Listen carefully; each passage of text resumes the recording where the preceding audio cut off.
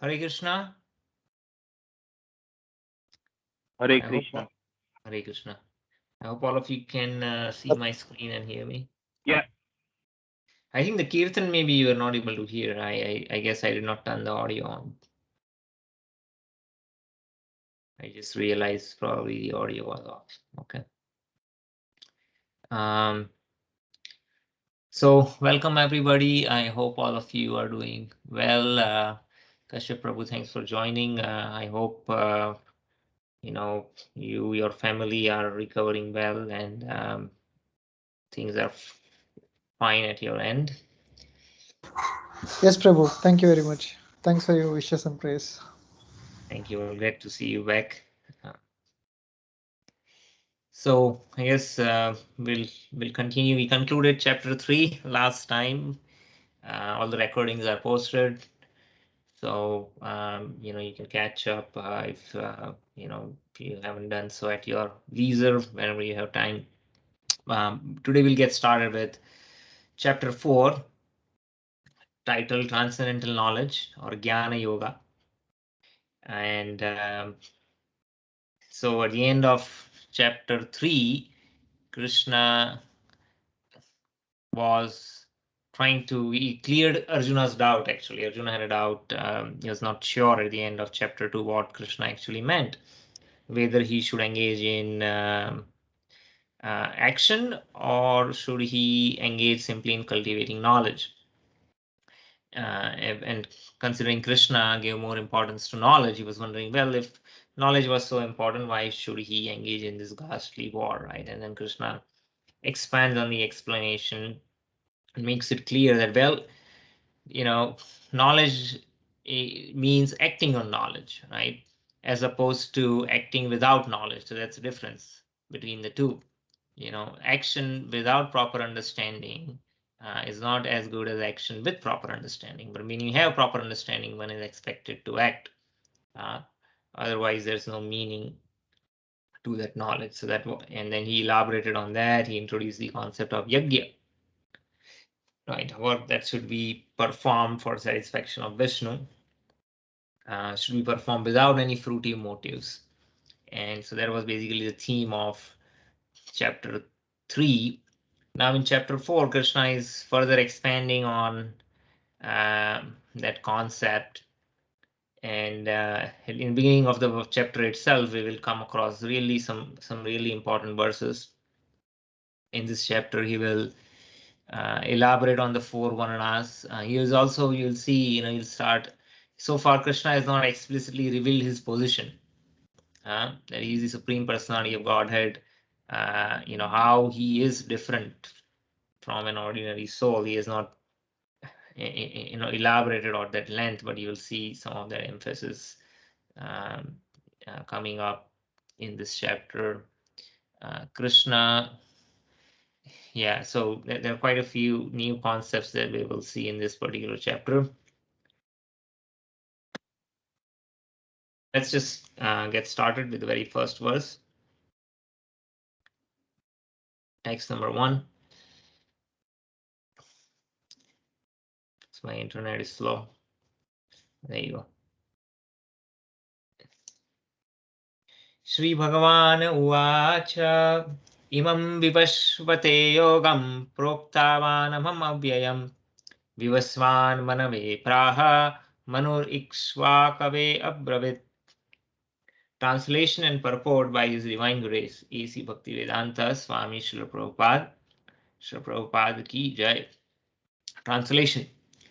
The personality of Godhead, Lord Sri Krishna, said, I instructed this imperishable science of yoga to the sun god, Vivasvan, and Vivasvan instructed it to Manu, the father of mankind. And Manu, in turn, instructed to Ikshvaku.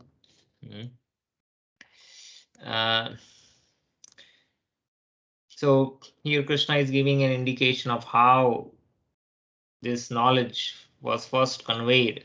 So this is a particular disciplic succession in the purport. Srila Prabhupada mentions that herein we find the history of Bhagavad Gita traced from remote time, when it was delivered to the royal order of all the planets, beginning from the sun planet. So who is Vivaswan? Vivaswan is the sun god, right? And Vivaswan in turn instructed to Manu. So Manu is one of the Prajapatis, he is the father of mankind, the human species, the human Manava. Manava means descendant of Manu, right? So just like Danava, Danu, right? So when Yadu, descendants of Yadu are known as Yadava, descendants of Manu are known as Manava. So humankind, it came from Manu. And the rules for humankind are written in Manu Samhita, which is the law book for human beings. So, and then Manu in turn instructed to Ikshvaku. And then from Ikshvaku, the lineage of Kshatriyas came about. Now, if you see, this was spoken millions of years ago. So it's not even, so right, see, in one day of Brahma, there are 14 Manus that appear. So right now we are in the 7th Manu, which is Vaivasvat Manu. See, Manave. So here, when people might ask which Manu are we talking about? So here we are talking about the current Manu. But in the present day of Brahma, it's about noon time for Brahma. So 7 Manus have already passed, and 7 more will come in the remaining half day of Brahma. Then how long is the reign of Manu, right? So reign of one Manu is about 72 Chaturyugas, or 71 Chaturyugas, right? So a Chaturyuga is a combination of it's the 4 yugas, right? Which is Satya, Treta, Dwapar, Kali. So Kali Yuga is 432,000 years. Dwapara is twice of that. Treta is twice of Dwapara. And then Satya Yuga is twice of Treta. So one Chatur Yuga is 4.32 million years, right? Now when you multiply 4.32 by 71, so that is the reign of one Manu. And during the reign of one Manu, all the demigods also change. When the Manu's reign changes, somebody else occupies the position of Indra. The Saptarshis, the 7 sages, the star that you see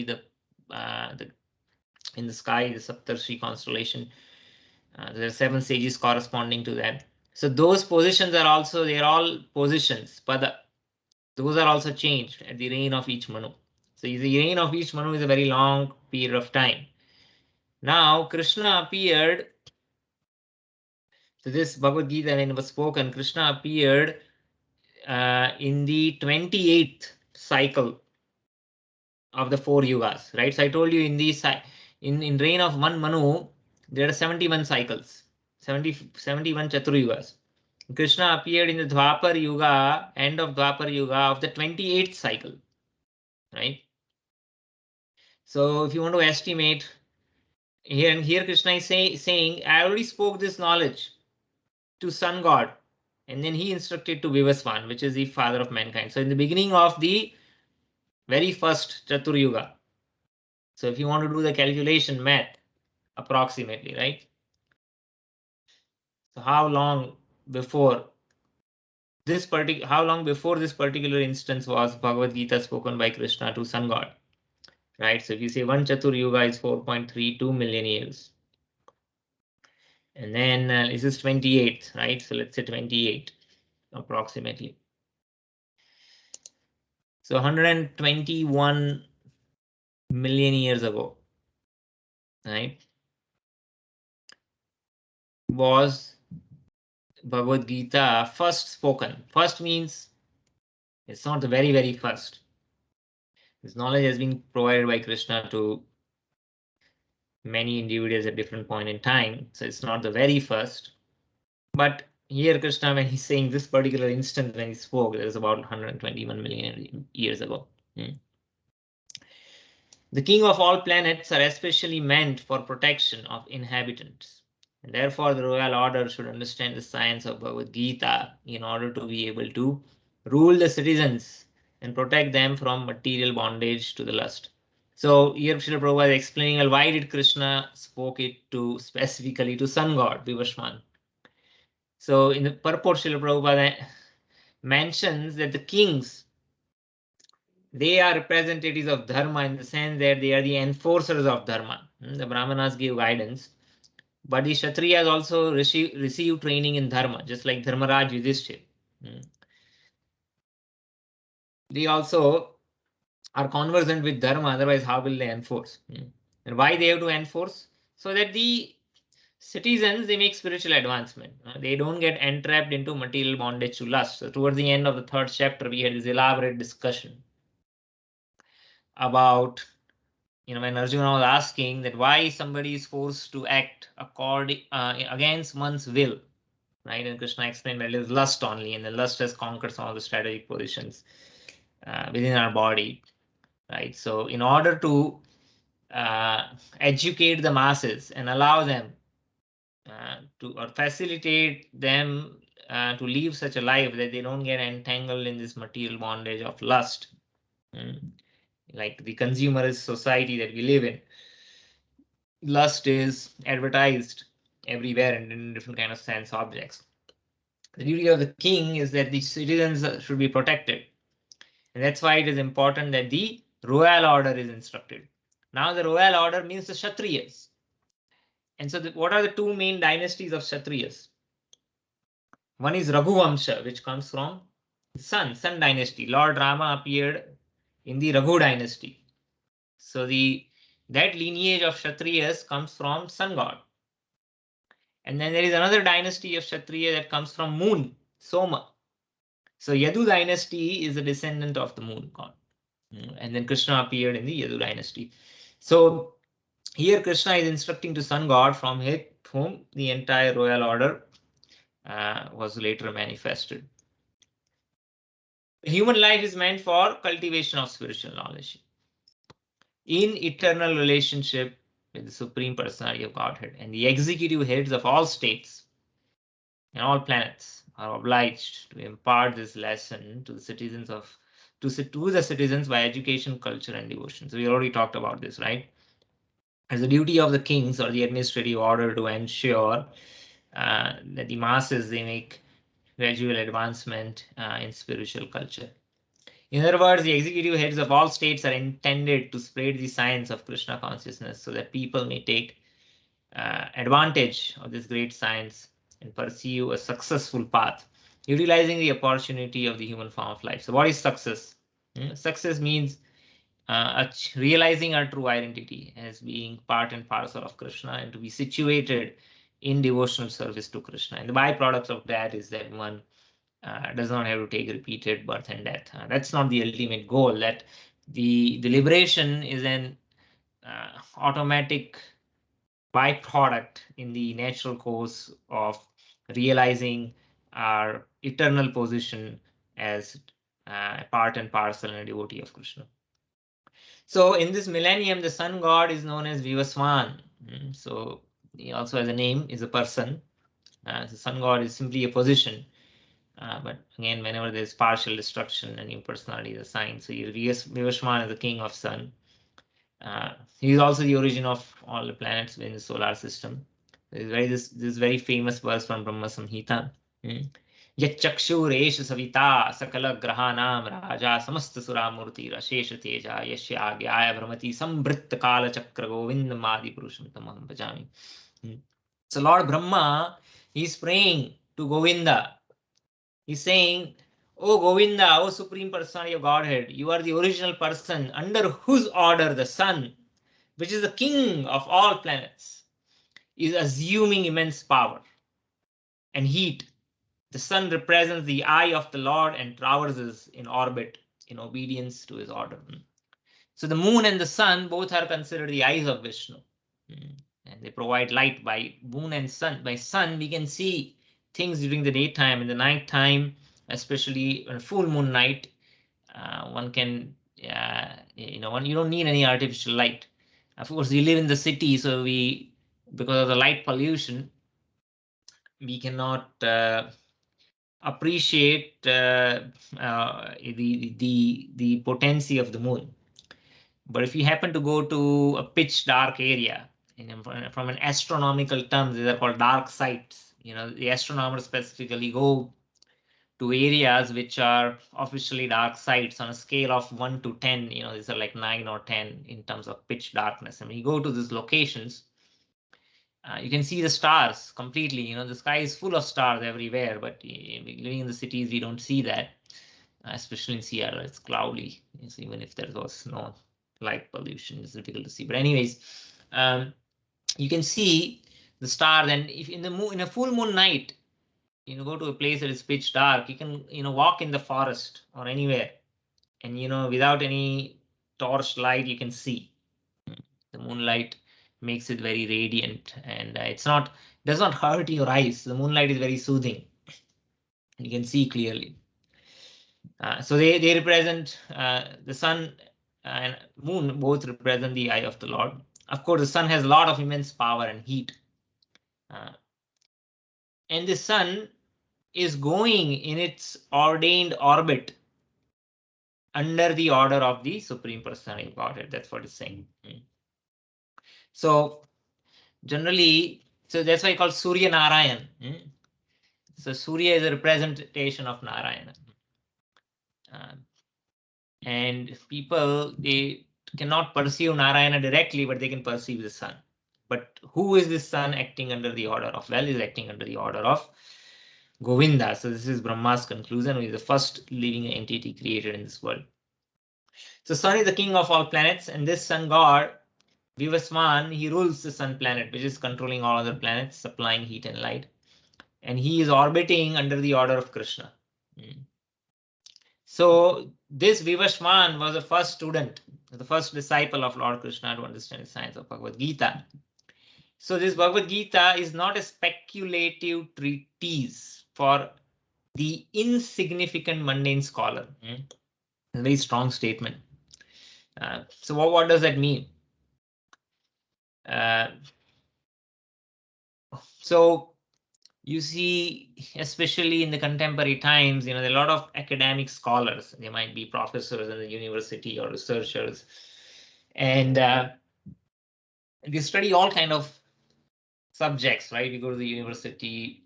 I remember when I was doing my master's from Arizona State, one of my friends, he was a research assistant assisting a professor. Of course, he was not so much interested in the research itself, but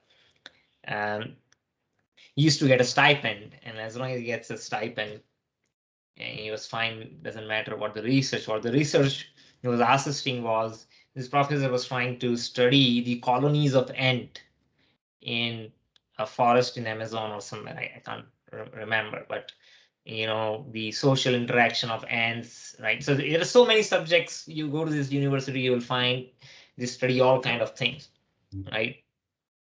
So similarly, if you go to the Department of Religion, in these universities, you might find a professor on Hinduism. And then, he would read different scriptures. That individual, he or she would read scriptures, comment on it from an academic perspective. But, those attempts are mostly like a honeybee trying to leak, not a honeybee, or a person trying to lick a jar of honey from outside without opening it. Right? But the tongue will only touch the glass. Or you can do an analysis of honey saying, this much has so much glucose content, so much sucrose, this is the molecule structure of it. And you can talk so much about honey, but then the real essence of honey is tasting it, not. So a layman enjoys honey more than an academic professor or a researcher who is trying to study it analytically without experiencing it. So, similarly, there are speculative philosophers or scholars who would study, but they don't practice it. Or, they're not coming in a parampara, which is what Krishna is saying. I established this parampara by instructing the sun god, who instructed to Manu. So that is a parampara. One learns from a teacher, and one practices it in one's life. So Bhagavad Gita is not a subject which is meant to for someone to comment on in an academic fashion. So that is insignificant. From a material perspective, they might be very well respected with so many degrees, but Srila Prabhupada is saying is just an insignificant mundane scholar, and anything they comment on it, it's just simply their speculation. So Bhagavad Gita is not an object that is to be subjected to such kind of mundane study. But it is the standard book of knowledge which is coming down from time immemorial. Because if you go to this university, they say, yeah, Bhagavad Gita, it's a part of Mahabharata, and then it is a composition of Vyasadeva, who is just an author. Is of course we understand that Vyasadeva is a literary incarnation of this Krishna himself. So that's why it's called he's an empowered personality. He's not an ordinary person. But an academic scholar would say, well, it's just someone who wrote it, right? He wrote so many books. Well, he wrote this. It is just a product of his imagination, or it's like fiction. They might even say like that. So a very very different understanding of the scriptures, though they might be able to talk about it a lot. That has no value. So what is the value? The real value is that it's not that they would say this was written 5,000 years ago, right? But here, from Bhagavad Gita itself, we know that, well, it's not that the knowledge did not exist before that. This was spoken actually millions of years ago by Krishna to the sun god. So in Mahabharata Santi Parva, we can trace the history of Gita. Says in the beginning of the millennium known as Treta Yuga, this science of relationship with the Supreme was delivered by Vivaswan to Manu. So first Krishna instructed to Vivaswan, Vivaswan instructed to Manu. Manu is the father of mankind, and he gave it to his son, which is Maharaj Ikshvaku, who is the king of this earth. He's forefather of Raghu dynasty, in which Lord Ramchandra appeared, right? So as I said, Lord Rama appeared in the Sun dynasty. Krishna appeared in the Moon dynasty. So here we see how it is confirmed. So Raghuvamsi Sri Ramachandra is a descendant of Ikshvaku. So therefore, Bhagavad Gita has existed in the human society from the time of Maharaj Ikshvaku, even before that. So at the present moment, we have only passed 5,000 years of Kali Yuga, which is actually 432,000 years. Twice of that is Dwapar Yuga, twice of that is Treta Yuga. So, yeah. So if you trace it back to Maharaj Ikshvaku, it's about 2 million years ago. But if you go to when the sun god appeared, right? When Manu appeared, even before that, so that would be even much longer period. Yeah, here see 120 million. That's what the calculation we did. So, so Manu spoke Bhagavad Gita to his disciple, the son Maharaj Ikshvaku, who is the king of planet. So age of the current Manu is calculated to last some 300 million years, of which only 120 million years has passed. So accepting that before the birth of Manu, Gita was spoken by the Lord to his disciple sun god. The rough estimate is that it was spoken at least 120 million years ago. So we did that calculation already. And in human society, it has been extant for 2 million years, right? So what it means is that, okay, sun god, we can say, okay, he was a demigod. He was not on this earth. So Srila Prabhupada is saying, okay, it was spoken to the demigods. But Manu is the father of mankind, right? And then from Manu, it was given to Maharaj Ikshvaku, who was a ruler of this Bharat Varsha. So at least on Bharat Varsha, this knowledge is existing for at least 2 million years ago. And then Lord Krishna again spoke this to Arjuna 5,000 years ago. So this is a rough estimate of the history of Gita, according to Gita itself, and according to the version of the speaker himself, who is Lord Krishna. So it was spoken to the sun god Vivasman because he was a Kshatriya and is the father of all Kshatriyas, who are the descendants of sun god or Surya Vamsa Kshatriyas. Because Bhagavad Gita is as good as Vedas, being spoken by the Supreme Personality of Godhead, This knowledge is apaurushaya. It means superhuman. Paurushaya means product of human endeavor. Apaurushaya means something that is not a product of human endeavor.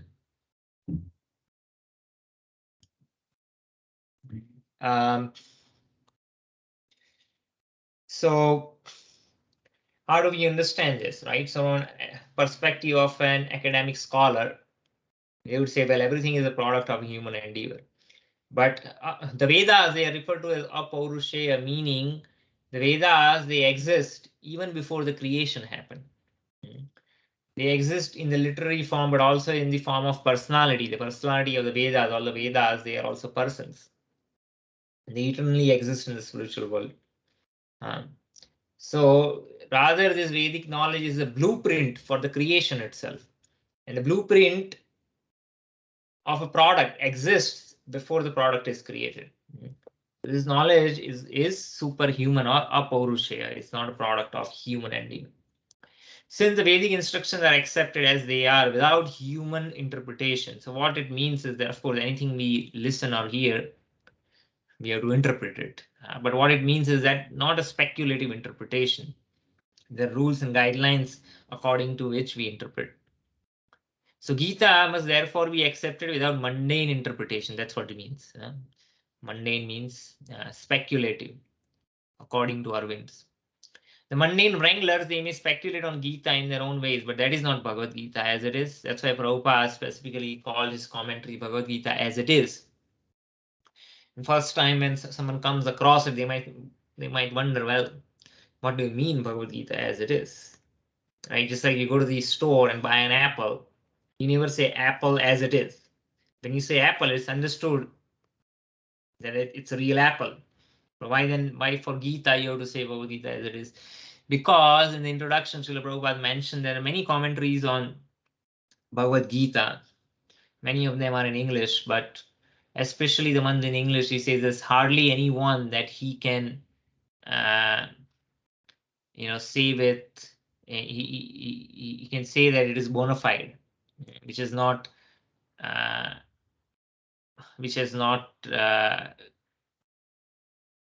hardly anyone is bona fide.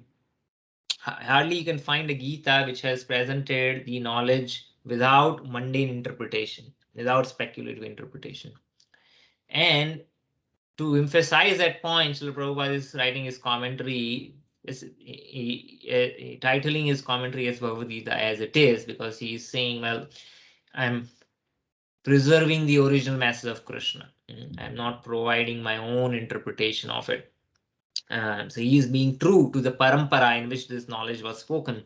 In the later verse, Krishna will explain that this knowledge was lost in due course of time. Well, how is the knowledge lost? The knowledge is lost because it's like the game of Chinese whispers. When over a period of time, what happens is that knowledge is when it is transmitted. If somebody is not has not accepted in proper mood or with a proper understanding, then they have a different understanding. And then over a period of time that gets compounded and the original essence is lost. So here Srila Prabhupada is saying that, well, he is being true to the parampara, true to the disciplic succession, and he has presented the meaning in its original form. Now, that doesn't mean that there are no other Bhagavad Gitas which are authentic. I mean, there are 4 other Vaishnava Sampradayas. You have the Rudra Sampradaya from Lord Shiva, Sri Sampradaya from Lakshmi, you have the Brahma Sampradaya, within which Prabhupada also comes. And then you have the 4 Kumara Sampradayas, and they also have their own bona fide commentaries. Usually Prabhupada is saying that specifically in the English language, the Bhagavad Gitas which are out there are mostly written by mundane scholars or by individuals who have not been trained in one of these 4 bona fide paramparas. That's what the essence of that purport is. So mundane wranglers may speculate on the Gita in their own ways, but there is not Bhagavad Gita as it is. Therefore, Bhagavad Gita has to be accepted as it is from the disciplic succession And it is described here in the Lord spoke to sun god. Sun god spoke to his son Manu. Manu spoke to his son Ikshvaku. So I'll take a pause over here to see if there are any questions or comments on the first verse. Anyone?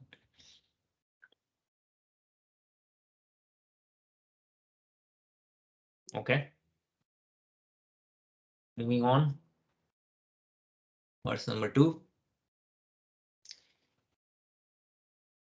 एवं परंपरा प्राप्तम इमं राजर्षयो विदु सकालनेह महता yogo nashta parantapa. So this is also a very important verse. The first verse was also something, if possible, memorize it. The second verse also is also very important. Translation.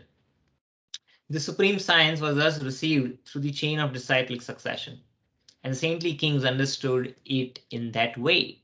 But in course of time, the succession was broken, and therefore the science as it is appears to be lost. Here's the game of Chinese whispers. So over a period of time, there's a tendency for the knowledge, when it is passed on, to be misunderstood, misrepresented, and the essence is lost. And so, in later verses, Krishna speaks his famous verse, Yada yada hi adharmasya glanirvavati bharat abhyutthamana dharmasya tadatmanam ch srijamyam paritranaya sadhunam vinasaya ch diskritam dharma sansthapanarthaya sambhavami. So whenever the disciplic succession is broken, Krishna restores it by either appearing himself to re-establish it, as he is doing it now, as he's stating in this particular verse. He's saying, well, this knowledge is lost, now I'm re-establishing it. Or he would send one of his empowered devotees, the acharyas, who come especially at a time when things are getting degraded, and they re-establish the knowledge that is lost. So we'll read the purport, and there's a lot that you can talk about it, and you'll find this in all traditions of all religions across the world, where how the original essence of a religion is lost over a period of time, to the extent that it is completely off. First it goes off on a tangent, and when a tangent goes off, initially the deviation is very small. You can hardly, that's why the line which is tangent to an axis, why is it called a tangent? It's almost parallel to it. It's not off, right? It's slightly off. But then when you extend it over a very long period of time, that minor deviation of even a half a degree over a long distance will cause the diversion to be significant. And I'll give some specific examples of that after we read the purport, and where you can see that some religions over a period of time, they are so completely off. There is nothing in common with the original spirit with which it was established. So in the purport, it is clearly stated that Gita was especially meant for the saintly kings, because they were to execute its purpose in ruling over the citizens. We already talked about that in the previous verse. Certainly, Bhagavad Gita was never meant for demonic persons who would dissipate its value for no one's benefit, and those who would devise all type of interpretations according to personal whims. So it's another point, when an individual is not sincere, and we're not sincerely situated in the practice of the essence or the instructions, and when they act according to the whims, what happens is their interpretations are off, and then they go off on a tangent. So again, in subsequent verses, Krishna will elaborate, and he says, well, what is this parampara? So parampara just does not mean to learn from a teacher again in an academic way. If you see traditionally, a student, a disciple, a shishya goes to the ashram of a guru, right, and learns from the guru. But the disciple serves the guru, right? Will wake up before the guru wakes up. He will, make arrangements for the guru for his daily activities. He will clean up guru's bedding. He will first feed the guru, and when the guru says, "Well, now we can have your prasadam," then after that he will honor the prasadam. And he spends time serving the guru, hearing from the guru, and develops that strong bonding. And by that association and service, one really understands the intent and the mood of the guru, right? So understanding shastras is not an intellectual exercise. But because we rely on our intellect, what will happen is there's always a chance and possibility that one misinterprets it. But in a disciplic succession, when someone learns in association and in service of the guru, one understands the mood of the guru. Like in English, there is a saying which they use in the legal circles, but I guess it applies to everything, is that understanding the spirit of the law, right, and not simply the language of the law. So, see a lot of places which are corrupt, or corruption can happen everywhere, but the law is only followed nominally, but not in spirit. Either the spirit is not known, or it is on purpose overlooked. And real reform when happens is that when the law has actually outlived its life. That means people are not following the spirit of the law, then the law itself has to be changed. Because originally law was created in a good intention, but when people now the law is still being followed, but it is not serving the purpose of the law because the spirit of the law is not being followed, or it's purposefully overlooked. To give you an example, like in India, unless you're a farmer, you cannot buy an agricultural land. Now, why was this law created? It was created so you have to find out what is the intent of the law, right? To understand the spirit of the law.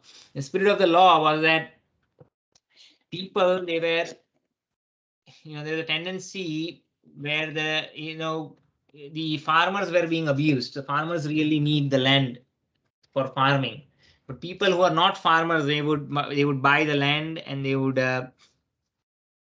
use it for other purposes, right? Non-agricultural purposes. And then that would not serve the purpose or the interest of the farmers. So this is the spirit. What is the spirit of the law? Well, the interests of the farmers have to be protected. Now you see, there's hardly this law is followed in spirit anywhere. Everyone knows, even government officials, everyone, the corruption is rampant. What they would do is, people will still go and buy a land, right? What they will do, they will first get it. You have to just keep, you'll bribe the officials, and they will say, well, this land is non-agriculture. They convert an agricultural land and label it as non-agriculture, and they will still buy it, right? That's the loophole. The other side effect of this problem is when somebody is genuinely interested in taking up the profession of farming, right? Now, if you see the situation with global warming, food scarcity, a lot of people, they're realizing that in future, unless you grow your own food, you cannot rely on the supply chains as they found out within this pandemic, right? A lot of places initially we were seeing the shelves were empty, supply chain is so fragile. So if someone is not a farmer by tradition, but he says, I really want to live a sustainable, self-sufficient life and also take up farming, there's not an option. Well, you're not a farmer, you won't get the land. So you see, the law is defeating the purpose. So the original spirit is lost. So law has outlived its life. So law has to be changed. So similarly, when we talk about scriptures or instructions, if those instructions are followed only nominally, but the spirit is lost, then there is a chance of deviation. So how does one imbibe spirit? The spirit of the law cannot be imbibed, or the instruction cannot be imbibed simply by reading a book. One has to learn how to practice those instruction in the association of those who are already practicing it. That's why in the Vedic culture, it's not like you go on the Google, search something and you learn something. It's not simply downloading information. Uh, that's not how one learns. One has to accept a guru. Why one has to accept a guru? Right? Because by accepting a guru, one learns from guru how to practice in spirit. So that's why, even if they ask, well, this knowledge or you have this art that you learn from someone, well, whom did you learn from? They'll first ask who your guru is. Based on that, they can ascertain what is the spirit, what is the mood of the disciple. One can ascertain just by knowing who the guru is. Just like the quality of the tree can be ascertained by the quality of the seed. So similarly, the mission, the mood of a disciple is imbibed by the association of the disciple, learning of the disciple, that the disciple is imbibed from one's guru. So that is learning in spirit, not simply in the. It's not a literary exercise. So as soon as the original purpose was scattered by the motives of unscrupulous commentators, where does unscrupulous commentators come from? Why they are unscrupulous? Well, because they have not learned it in disciplic succession from a guru in right spirit. So when such a situation arises, there arises a need to re-establish the disciplic succession. And so this is what Lord Krishna is doing. So 5,000 years ago, it was detected by the Lord himself that this disciplic succession is broken. And therefore, he has declared that the purpose of the Gita appeared to be lost. See, the Gita is there. Gita is there. It has been there all the time. So the letter of the law is there, but the spirit of the law is lost. Just like the example that I gave about the law in India, who can buy an agricultural land. Right. So the law was created for good reason, but the spirit of the law is lost. So in the same way, at the present moment, Prabhupada is now saying. So this was 5,000 years ago. Krishna is re-establishing the parampara which was lost. And Prabhupada is saying, well, Krishna re-established 5,000 years ago, but again, we are into a similar situation. Well, there are many editions of Bhagavad Gita, especially in English. But almost all of them, they are not according to the authorized disciplic succession. There are innumerable interpretations rendered by different Mandal scholars, but almost all of them do not accept the Supreme Personality of Godhead, Krishna. They would say, well, Krishna is a historical person. Some of them might say he's an imaginary person, or at the most they would accept him as a historical person. They won't accept him. Krishna is the Supreme Personality of Godhead, though at every verse it says Sri Bhagavan Uvacha. Krishna in so many verses explicitly is saying, well, I am Param Brahma, Param Dhamam. Arjuna is confirming. Krishna himself is confirming, but they don't accept it. But they take advantage of Krishna because Bhagavad Gita is famous. And then, by commenting on Bhagavad Gita, which already has his own fame, they try to monetize it. They make money out of it or living out of it. Or they make money out of writing commentaries on it or speaking, giving, Bhagavad Katha. And, in that they just introduce their own mundane interpretations. But then it serves no purpose, serves no good either to the speaker or to the listeners. So this spirit is demonic. So it appears to be spiritual, but it's demonic. Why? Because demons, they do not believe in God. Right? Still, they want to enjoy the property of the God. Just like Ravana, he did not accept Rama. But Rama's consort Sita, Ravana wanted to enjoy. But Ravana rejected Rama. So it's a demonic tendency. They want Lakshmi, but they don't want Vishnu. They all want to enjoy Lakshmi, wealth. So that is the tendency of the demons. The demons, they want to, like Ravan, they want to enjoy Sita. And they want to pick up war with the Lord. So since there is a great need of an edition of Gita in English, as it is received in the parampara or the disciplic succession, an attempt is being made now herewith to fulfill this great want. So Bhagavad Gita, accepted as it is a great boon to the humanity. But if it is accepted as a treatise of philosophical speculation, it is simply a waste of time. So I wanted to give some examples of how the spirit of a religion could be lost. I mean, here we seeing this, and it happens across all traditions, all cultures, all geographies. It's not here. Definitely, Krishna is giving the example within the context of Hinduism. But we look at Christianity. There was an article a couple of years ago published by a researcher. It looks like the researcher was from a Islamic background.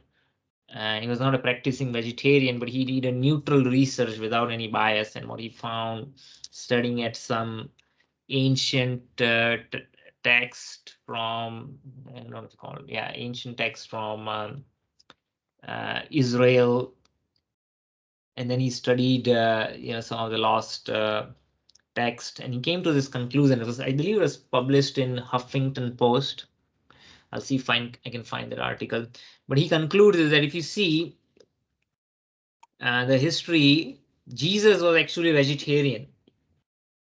And the reason why he was crucified, the currently Christianity would say, well, the reason why he was crucified was that, he objected to all the corruption of the money exchanger in the temple of Bethlehem. So people from all over the world, they used to come, and then all over the world, or wherever Christianity, or the before Christianity, the Judaism, the religion of the Jews, those who were practicing, they would come to the temple and they would offer an animal in sacrifice, right? So the idea of sacrifice is there in other religions also.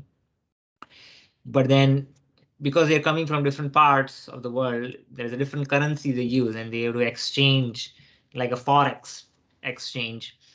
And then by exchanging that currency, they would be able to buy a goat or something or whatever, and they would offer and slaughter it and offer it as sacrifice in the temple. And the current version of the history will say, well, Jesus objected to the corruption of those money exchangers, and that led to a series of events. But Jesus was being very outspoken, and then he was crucified by the Jews. But then the real essence of that was that, well, actually he was objecting the sacrifice of animals. So this person has analyzed it. And then he's also done more analysis where he says, well, Jesus, how he lived and what he taught to his disciples was a clear indication that, he was a vegetarian. He was a practicing vegetarian. And not only him, but the early Christianity, right, as Jesus Christ propagated, was very vegetarian, right? They were. It's one of the tenets of Christianity itself. That is the wrong article. He has done this analysis. Similarly, other places you will find researchers who have confirmed that, well, the earlier idea of Christianity also had the idea of the version of Christianity had the idea of reincarnation. There's still verses in Bible which give that hint. And what happened over a period of time is, again, I think there are a couple of iterations where one of their apostles or disciples, I think can't remember the name, but was it John? Yeah, I don't want to speculate. But he had other ulterior motives, and he significantly changed the message. And when the Romans, took over Christianity, and the Vatican and Rome was established as the headquarters of Catholicism.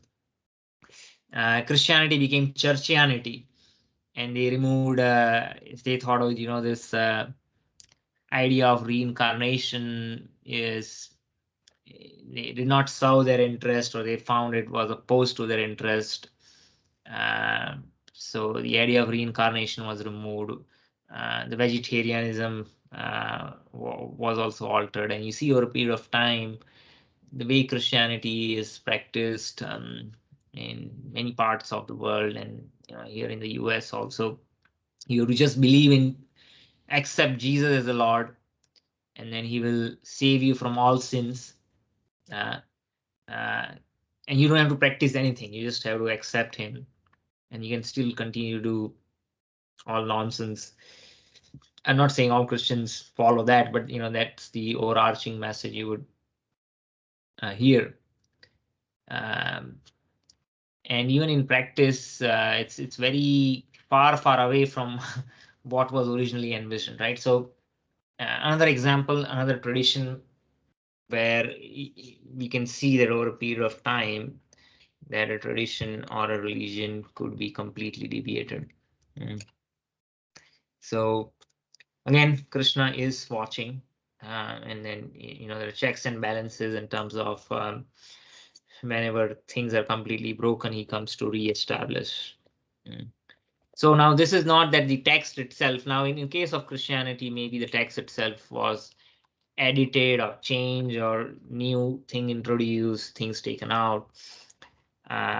In the Vedic scripture, that is not something easy to be done, because there is inbuilt parity in the verses, right? So here, if you pick up any verse of Bhagavad Gita, they're all written in mostly in Anustub meter, meaning you pick up any line, each line would have 16 syllables, right?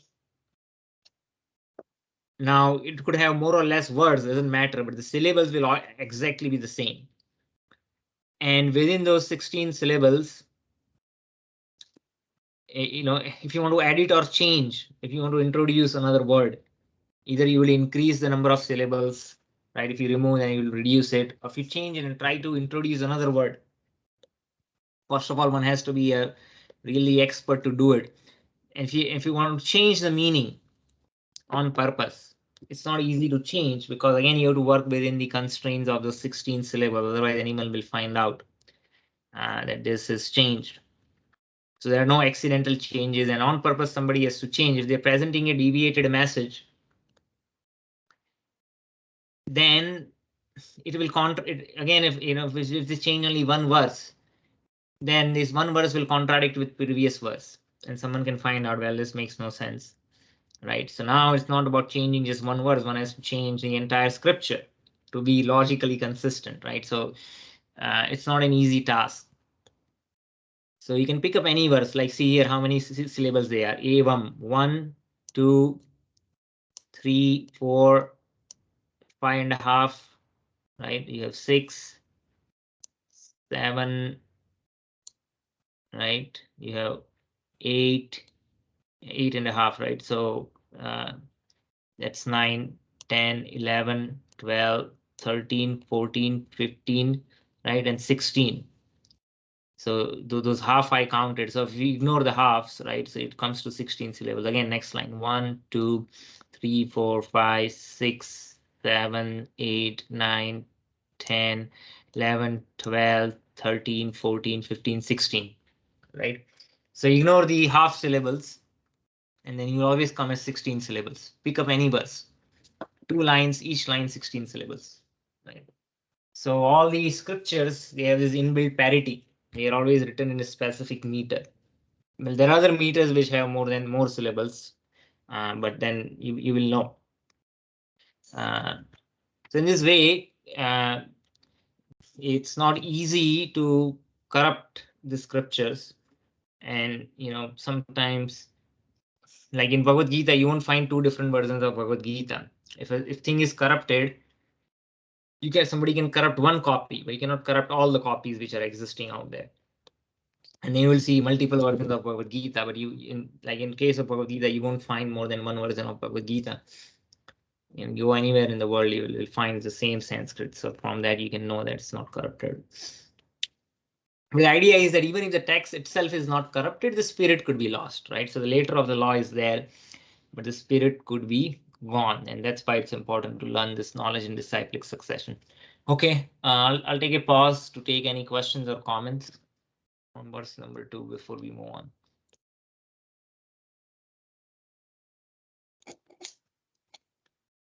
No questions? Okay, let's move on. Verse number 3. स एवयं मया तेद्य योगप्रोक्त पुरातनः भक्तोऽसि मे सखा चेति रहस्यं हि एतद् उत्तमम्.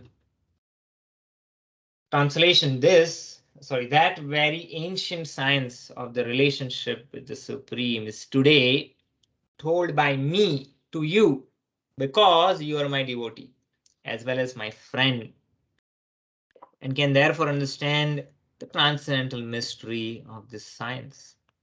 Interesting. Rahasya. This knowledge is a mystery.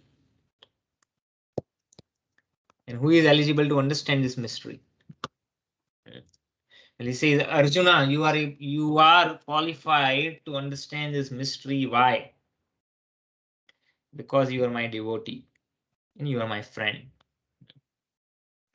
See, later Prabhupada in this purport is going to explain, but the key word over here is again, this science is not meant. Well, rahasya, I mean, is it secret? Is it like a top secret document that is stored in a vault that no one has access to? Right? Is it that we actually it's easily available? You go to database.com, you go anywhere, right? Anyone can get a copy of Bhagavad Gita. So it's not classified in that sense. So then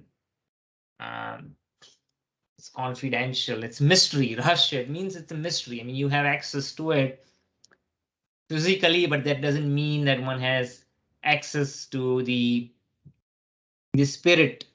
And in that sense, it's mystery, just like somebody gets a puzzle and there is a coded message in the puzzle. So message is right in front of you, but one really does not know what it's trying to tell you. It's a mystery. So what is a mystery? Here you can unlock the mystery, not as indicated earlier. It's not by an intellectual pursuit, a pursuit to.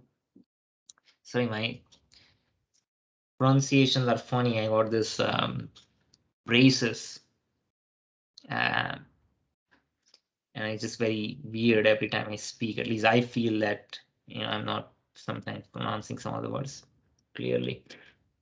So here rahasya is mysterious in the sense that can be only unlocked by someone who is a devotee or has the mood of devotion, accepts Krishna as the Supreme Personality of Godhead, is learning from a guru who is coming in that parampara, who is himself practicing this knowledge and applying in one's life.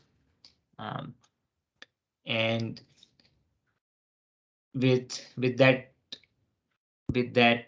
submissive attitude, one can learn. Now, submissive attitude doesn't mean that one does not question, one does not understand it. It does not mean blind following. Sometimes it is misinterpreted. Well, you're saying, well, has to be devotee. That means you just blindly accept whatever is instructed.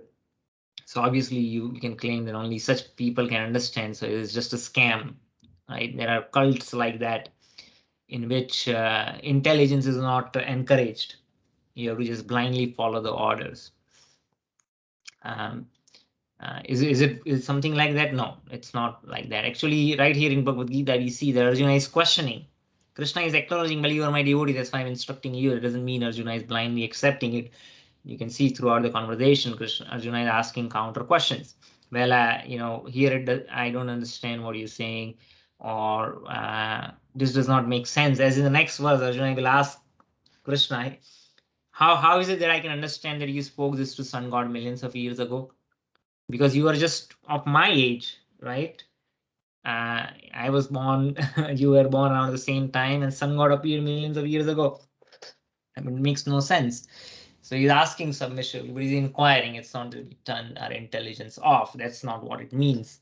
But inquiring with the spirit of understanding. You can also inquire for the sake of challenging. Sometimes people, they are questioning, but they have no interest of learning. The only interest in questioning is to challenge, just to pick a fight or a debate.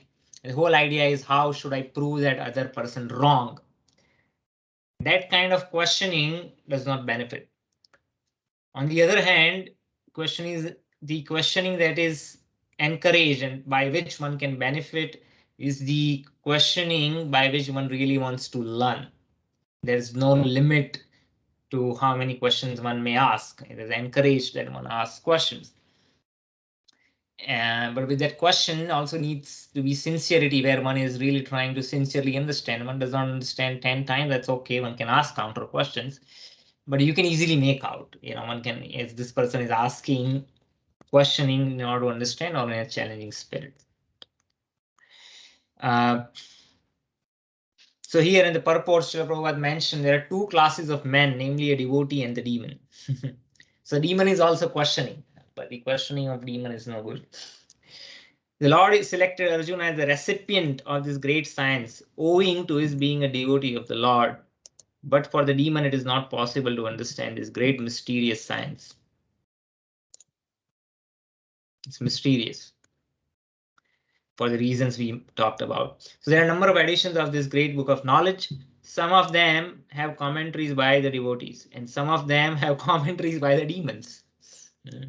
So it's not just that the inquirer might have a demonic propensities. Here, demons might seem like a very harsh word. Doesn't mean that this person, they have a specific appearance. They might be very polite. They might be very kind in their behavior, apparently. And just like Ravana, I mean, if you watch dramas or movies or serials, generally demons, they are generally portrayed as horrible looking, ghastly looking, ugly, very hideous kind of creatures. But in reality, actually, if you look at Ravana, he was very handsome. He was very, charming and attractive, and he was very well versed in scriptures. And then, at least theoretically, like he had studied that, and as you can imagine, being of a royal order, he might be very courteous in some of his dealings and behavior from an external perspective, but he's still a demon in the sense that what defines that demoniac tendency is to not accept the spirit or the authority of the Supreme Personality of Godhead. So that is the demonic tendency. Demonic tendency refers to being envious of the God himself. So one cannot make out who is demoniac by their external appearance. One has to see their behavior and their spirit. So commentation by devotees is real, whereas that of the demons is useless. Arjuna accepts Sri Krishna as the Supreme Personality of Godhead. Any commentary on Gita following in the footsteps of Arjuna is the real devotional service to the cause of this great science.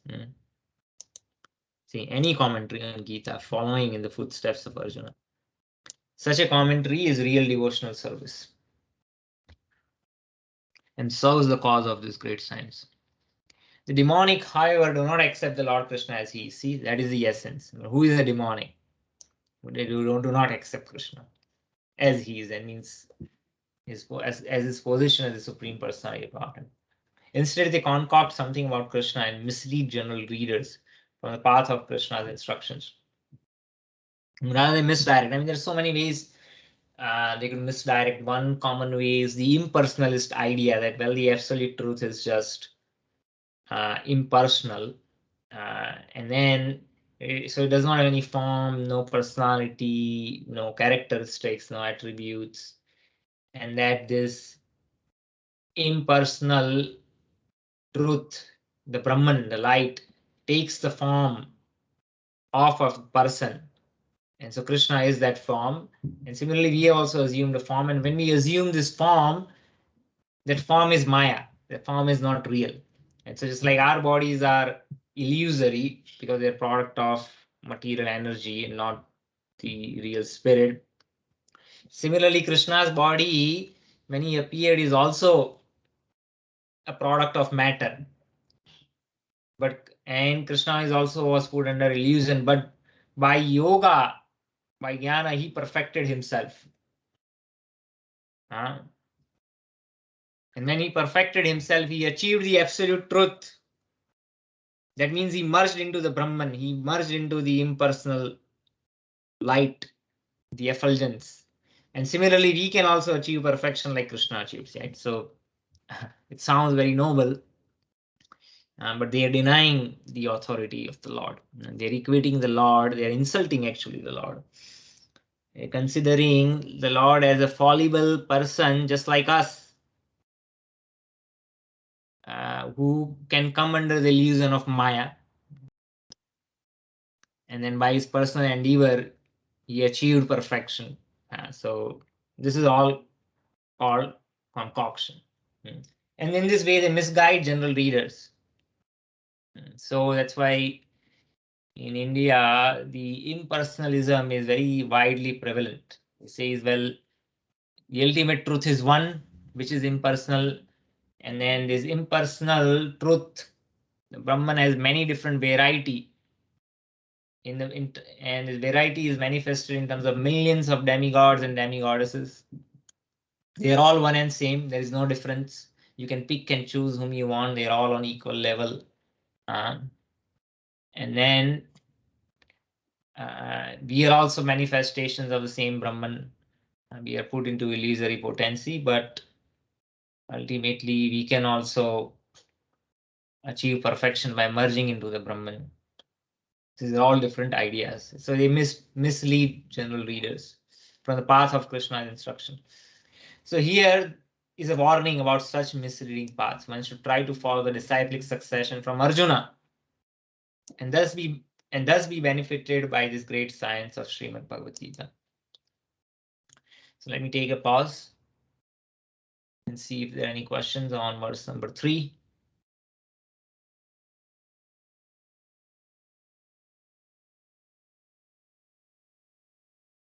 Yes, Maulik.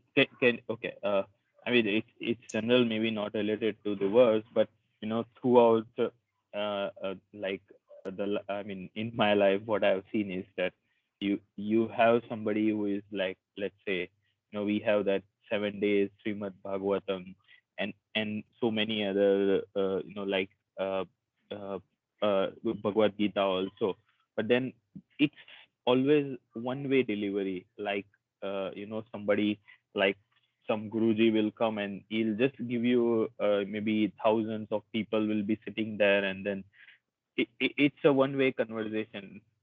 I've never seen in our culture that there is a two-way conversation, that like they say something and then people uh, ask the question, clarify, basically not in way of like I want to create a question. Likewise, you just mentioned that to destroy the other person, or just to say that that person is wrong, but in order to clarify something.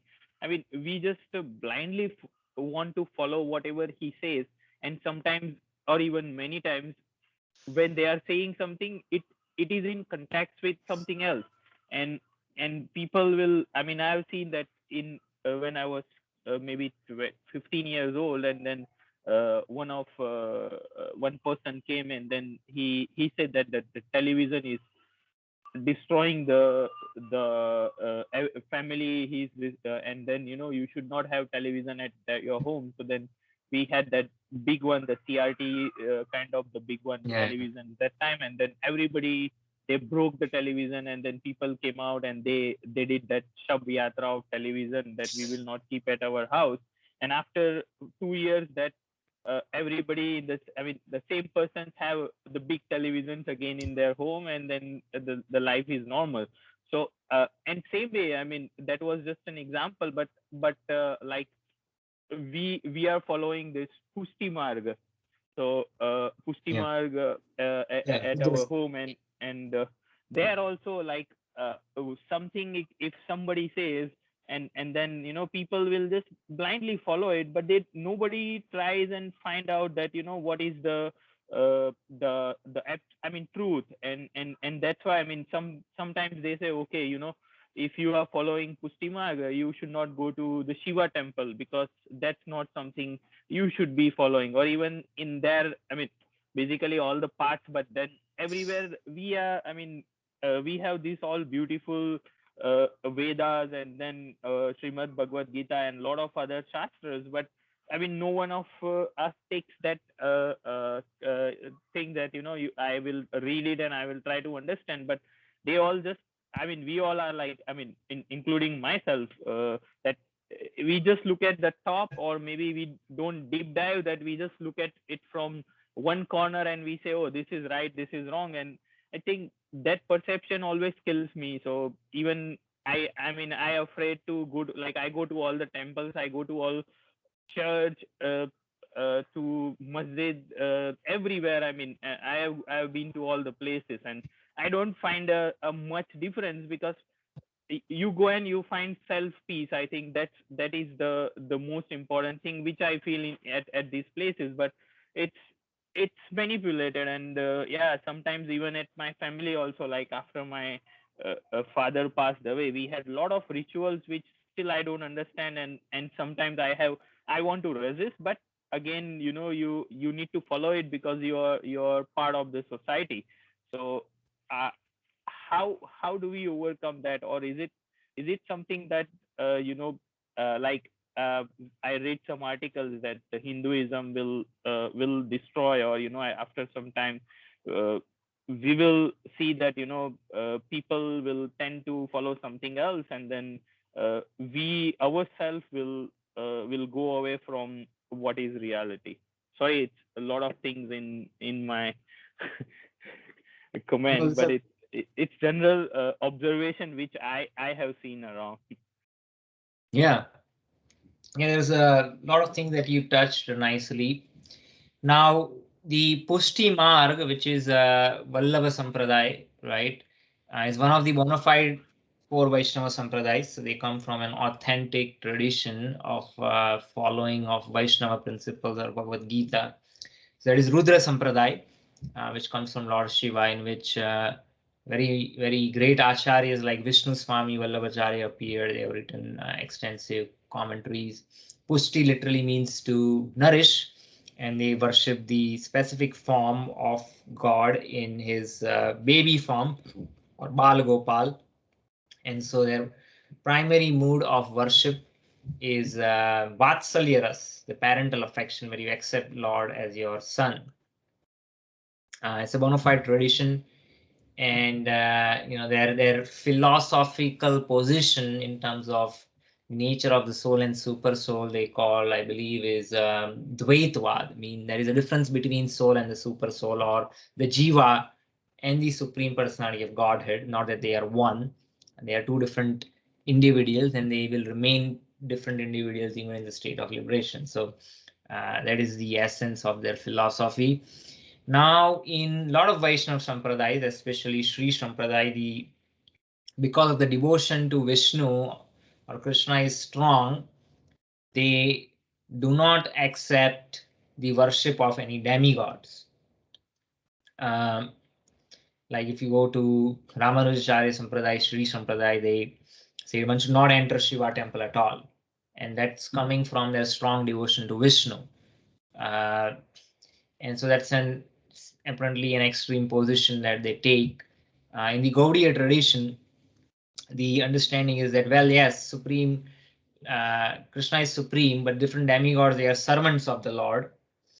And so so when the Sri Vaishnavas or even Pushti Marg, when they say they don't worship Shiva, what they mean is that you don't worship Shiva on an equal platform to Vishnu. That is the real essence. But as the knowledge is lost over a period of time, as we see in this verse, it is then misinterpreted as you should not worship Shiva at all, or that. But that is an offensive attitude, especially for Pushti Marg, because Shiva is one of your acharyas. In Shiva, Rudra, the Pushti Marg Sampradaya comes from Lord Shiva himself. He is the one who gave the knowledge. And so one should worship one's acharya on as good as God, but not same as God. And so, we understand that, well, Shiva is not same as Krishna, but he's a just like milk. Yogurt is different from milk. Shiva, when Vishnu acquires the quality of a little bit of ignorance, it transforms into Shiva. So position of Shiva is very high or very elevated, but we don't equate him on the same platform as Vishnu. So that is the correct understanding. Now, having said that, let me also clarify some of the things you mentioned about rituals. Many times these rituals are performed, and there's a reason why the rituals exist. First, the essence of the ritual is the spirit, just like the spirit of the law. But over a period of time, what happens is that the spirit is forgotten and the rituals are performed only in the namesake. And so, that is not good. Just like one is performing prescribed duties, karma, but does not understand why that prescribed duty has to be performed, right? But Krishna is saying, okay, it's better to perform your prescribed duties even if you don't understand it. But over a period of time, the idea is that you cultivate that knowledge. And if you don't ever come to the platform of knowledge, then that your performance of prescribed duty is waste. So similarly, when you perform rituals, they are important. And though the knowledge is forgotten of what is the spirit of those rituals, one who is a sincere and serious inquisitor or a student can find out from those who are learned and similarly seriously, sincerely practicing what is the intent and the spirit of those rituals. And then you practice those rituals in proper spirit. And so rituals also have value and tradition. Talking about comparative analysis or comparisons against other religions, well, different religions came about in different time, place, and circumstance to in accordance with the level of people at the time. Just like, if you look at a lot of Abrahamic traditions, if you like the first commandment, Srila Prabhupada used to say, "Thou shalt not kill." So Prabhupada commented, what would be the condition of the society at the time? It must be that the people must be just senselessly killing and butchering others. And so the first commandment that was required to be given was that thou shalt not kill. As opposed to Bhagavad Gita is spoken to Arjuna, who is a Kshatriya of a high order in the Varnashram system.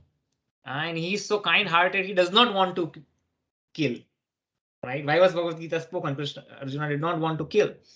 And so Bhagavad Gita was spoken to induce him to kill. Like you see, there are different gradations of dharma also.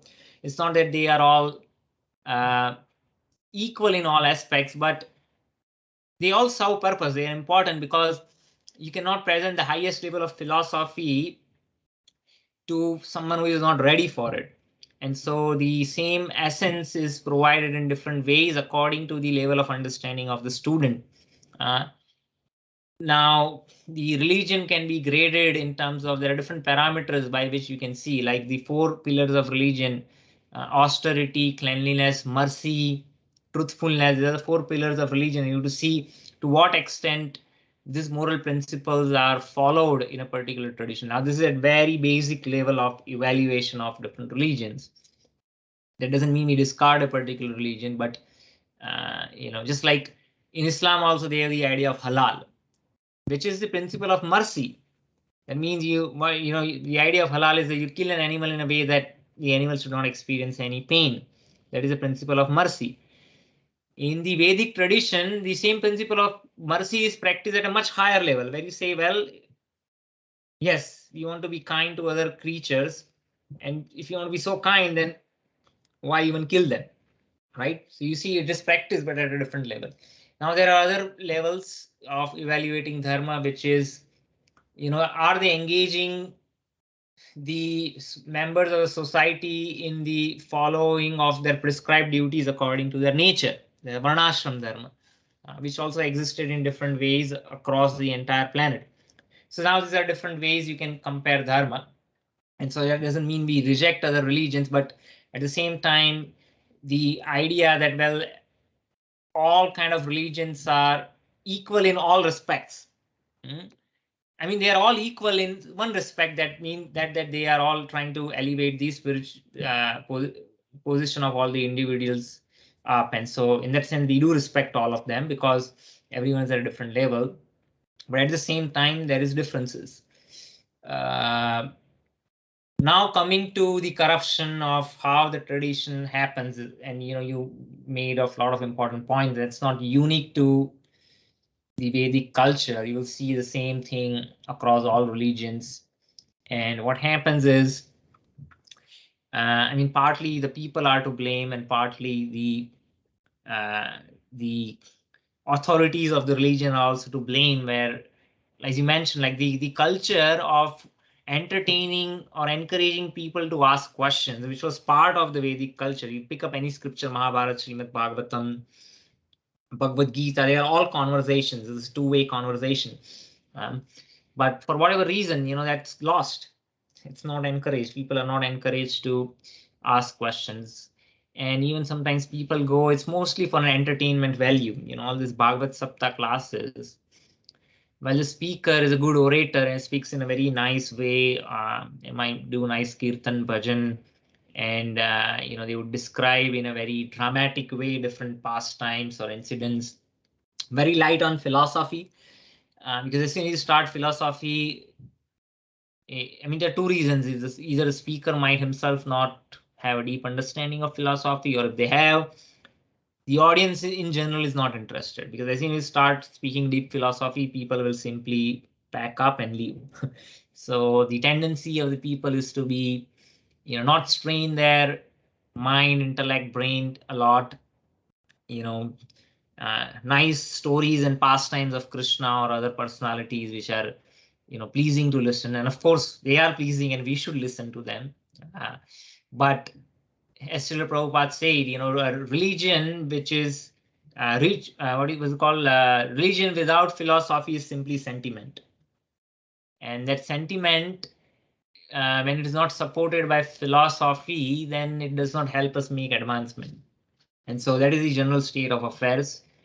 And that's why the youth or the next generation is not sometimes attracted, because they see it's just, all superfluous. And so they can sense that, and the interest wanes away. And so this is the assessment. And so we have what we have to, well, we have to reinstate. We have to reinstate that culture of encouraging people to ask questions and to patiently answer any questions that come up. Anything, there is no bar. You can ask any question as long as there is a sincere desire to understand it. There is no restriction at all. Sometimes people think, oh, this is appropriate or not appropriate to ask, but there's no such thing as that. Just like in the contemporary world, in a mundane academic world, like, hey, they say there's no question, there's no dumb question. I might have heard that phrase many times, and people are encouraged to ask questions. So we have to reinstate that culture.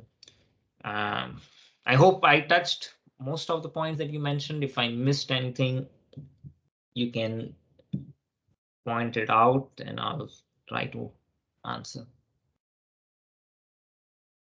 Yeah, Jamin bhai, I think you touched almost all the topics. I'll keep asking this kind of questions. Sorry for that. Yeah, that's good. I think it's unless we ask, what happens is sometimes if you don't ask, our the feedback loop is not completed. That means, you might, though I'm communicating, I might not have communicated properly. But when you question and then you ask me, and then, the cycle is the feedback cycle is completed, and then you kind of validate it, make sure, the understanding is clear. And so by asking questions, different kind of potential confusion and misunderstanding can be cleared. Otherwise,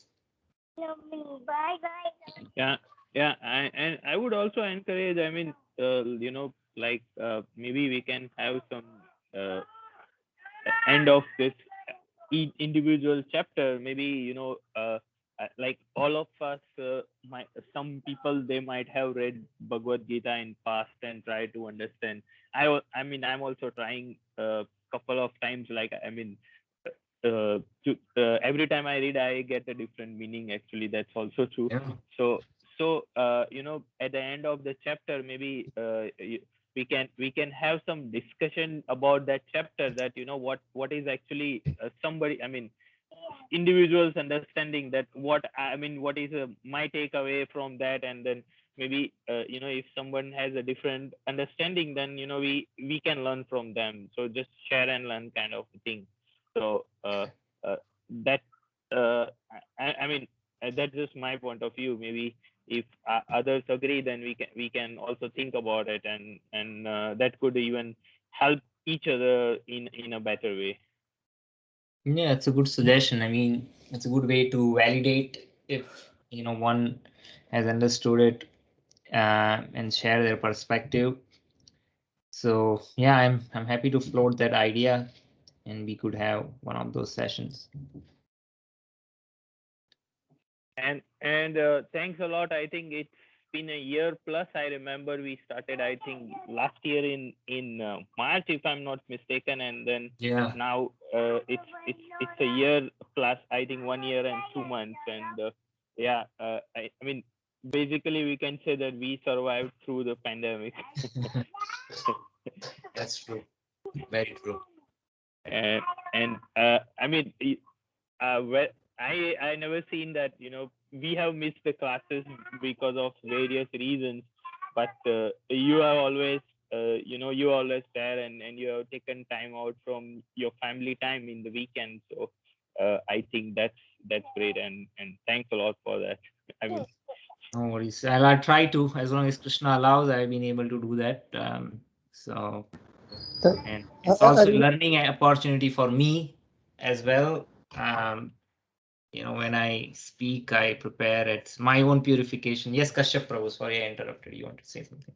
I really want to second Maulik in that. Really appreciate your consistency and dedication to help us understand Bhagavad Gita. Thank you very much for that. Well, thank you for all your kind words. I think I'll just say that it's all because of Srila Prabhupada. All I can say is I simply am repeating whatever I've heard. Thank you. Hare Krishna. Hare Krishna. Talk to you next week. Yep. Thank you very Thank much. you. Hare Yeah, Krishna. bye. Hare Krishna.